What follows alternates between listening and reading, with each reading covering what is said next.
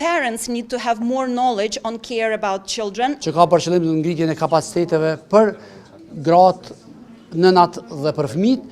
Ky është një proces faktikisht që ne e kemi filluar edhe para 2 vitesh me vizita nëpër shtëpi tek prindërit që kanë foshnjë të sapo lindura. That's why such programs as home visiting needs to be expanded, but also parents need to have more knowledge on care about children, like the session today we hope will be expanded. UNICEF is committed to continue our work for children with all partners in Kosovo for the well-being of children. Që është programi i tretë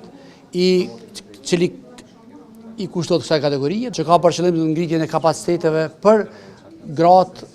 nënat dhe për fëmijët, dhe ky është projekti i tretë që ne fillojmë brenda 2 viteve, e përmendi edhe kryetari, duke pas parasysh se përmes këtyre projekteve ne dëshirojmë të forcojmë programet për nënën dhe fëmijën, parasysh se sot në botë konsiderohet që fatkeqësisht vdesin diku 300.000 gra,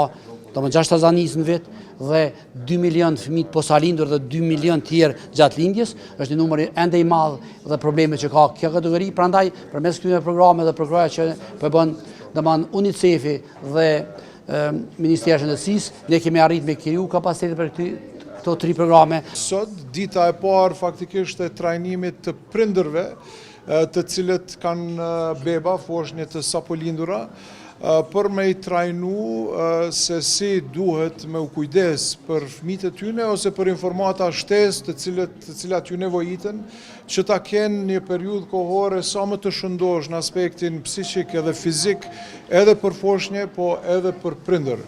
Ky është një proces faktikisht që ne e kemi filluar edhe para 2 vitesh me vizita nëpër shtëpi tek prindërit që kanë foshnjë të sapo lindura,